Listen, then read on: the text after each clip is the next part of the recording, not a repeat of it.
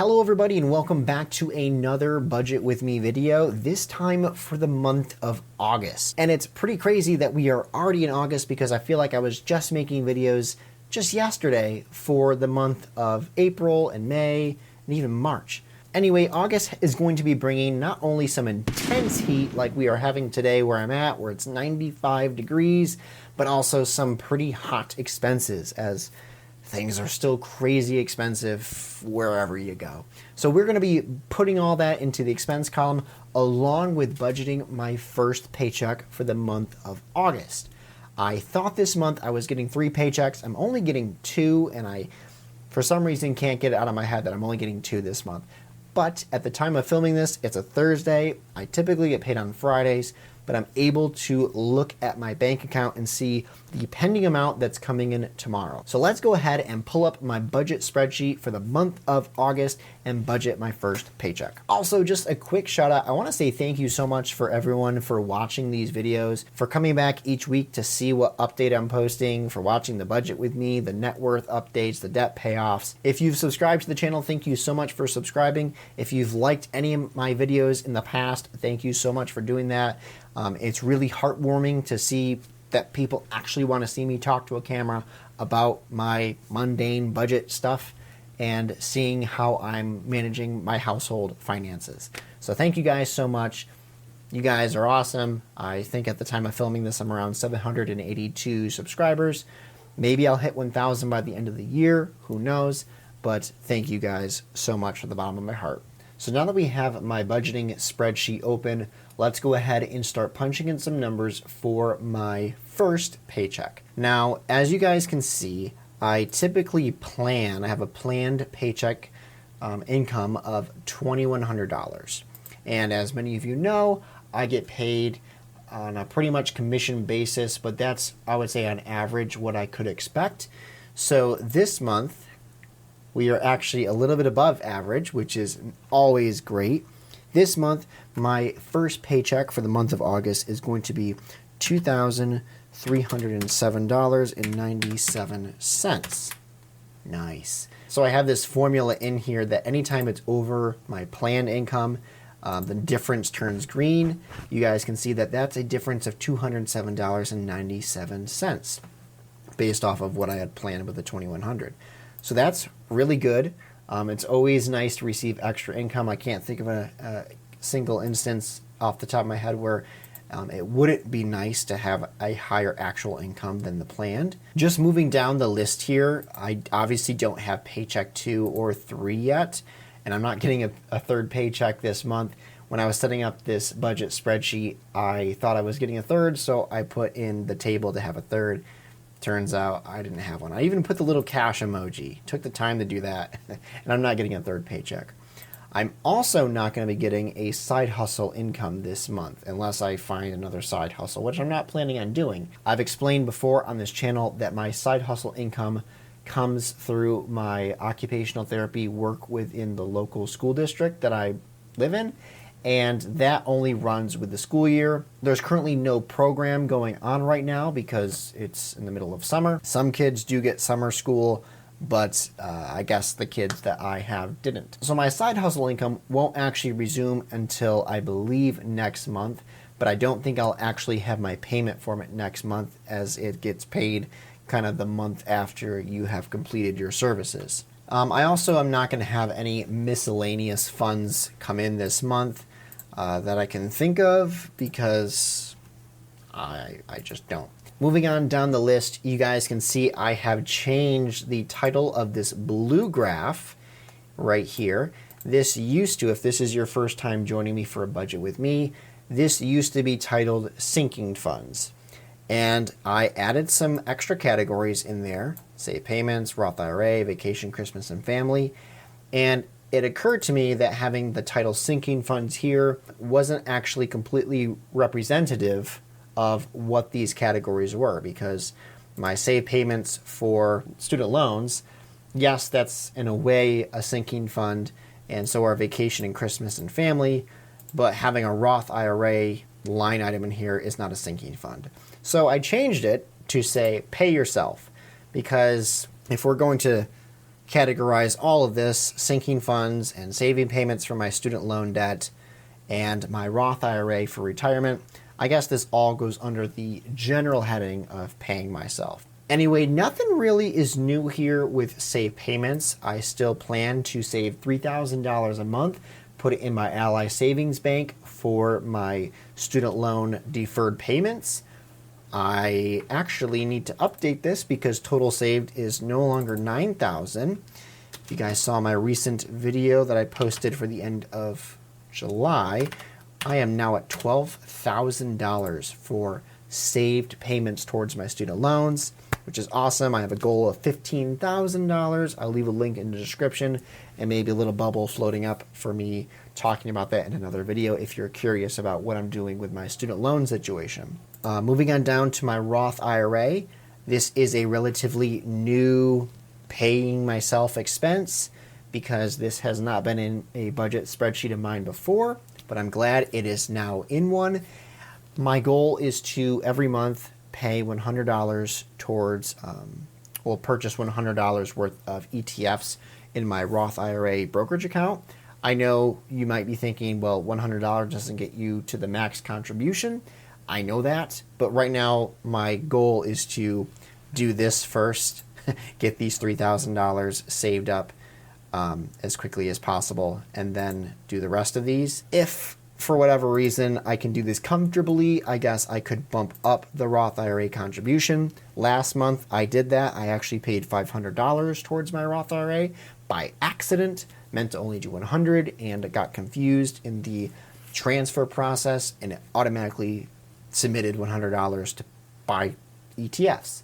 But I'm just going to do $100 for the time being. Vacations, Christmas, and family, these are all actual sinking funds that I set aside money to each of these categories. I'll be honest, the last few months I have neglected to do this, so that's why these numbers haven't changed for like the last 2 to 3 months. Vacations changed because we did go on vacation, and so we used some of it. But Christmas and family has not changed. I hope this month to get back on track with contributing $50 towards each of these categories. Hopefully it happens. I think the reason why I'm so lax on these is because it's like no big deal if they don't get contributed towards. Like, all it would mean is that for Christmas time I don't have saved up payments. It means we can't go on vacation, which I'm kind of fine with that. I'm not a huge vacationer. My wife is more the vacationer. And then the family fund is more of just a fund for things we need around the house and future family planning. But that will leave us with a total planned payment to pay for myself of $3,250, which we'll see if we get there.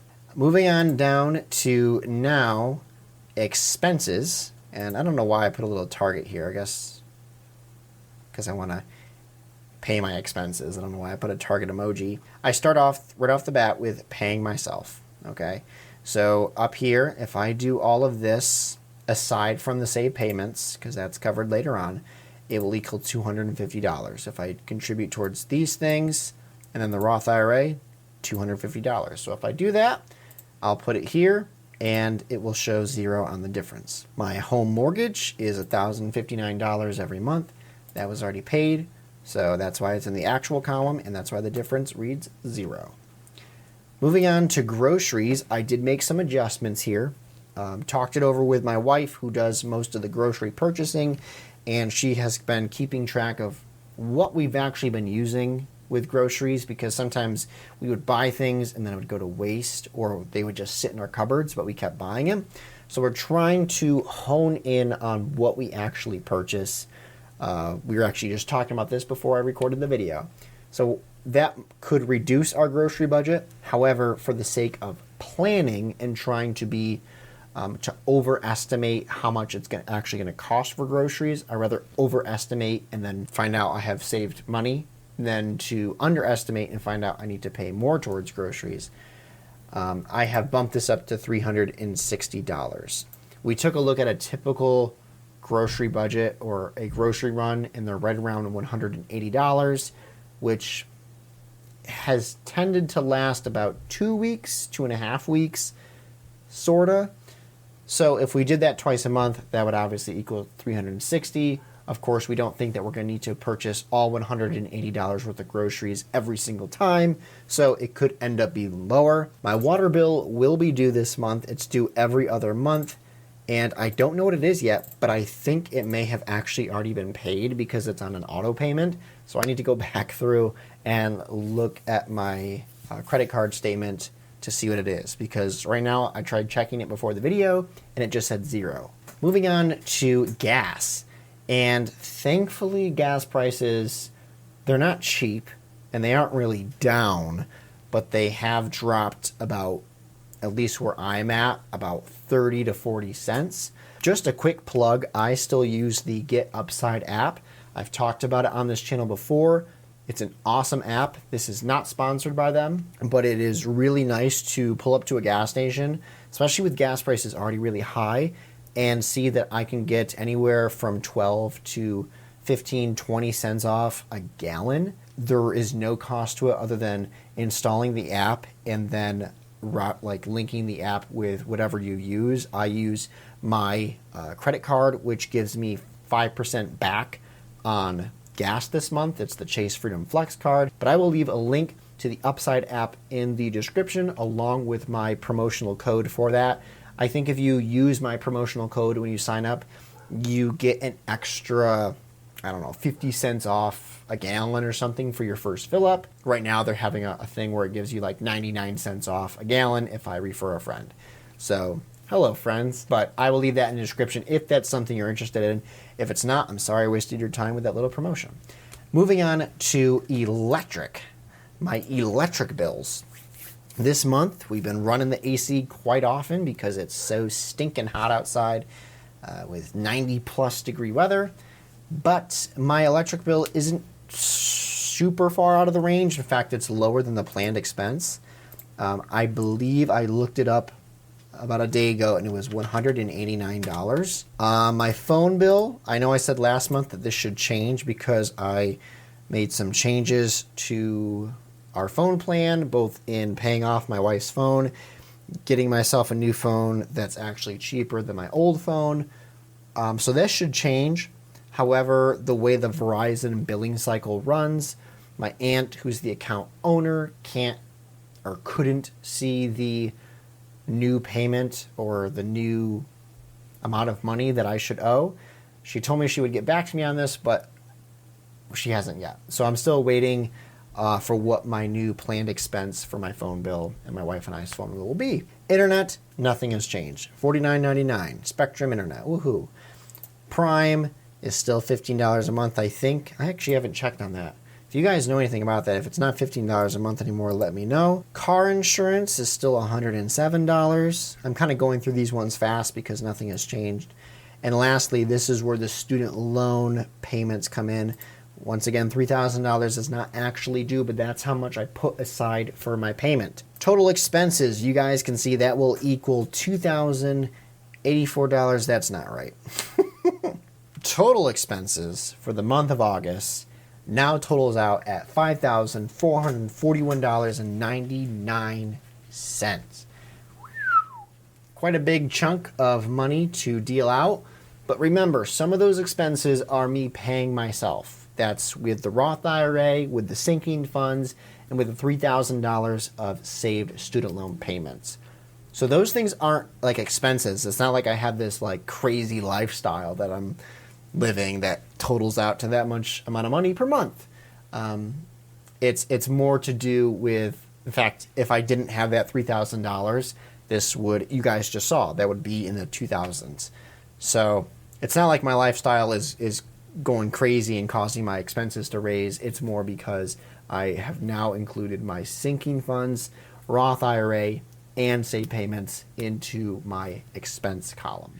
So we'll see what it is at the end of the month. Thank you guys so much for watching, for tuning in with this another budget with me. But I'm going to try to do one at the end of the month. That way we can see what my expenses were, see what my total income was for the month, and I will hopefully post that out to you guys. Thank you guys so much for watching and for continuing to come in each week and watch these videos. for subscribing if you've subscribed to the channel, and for liking these videos.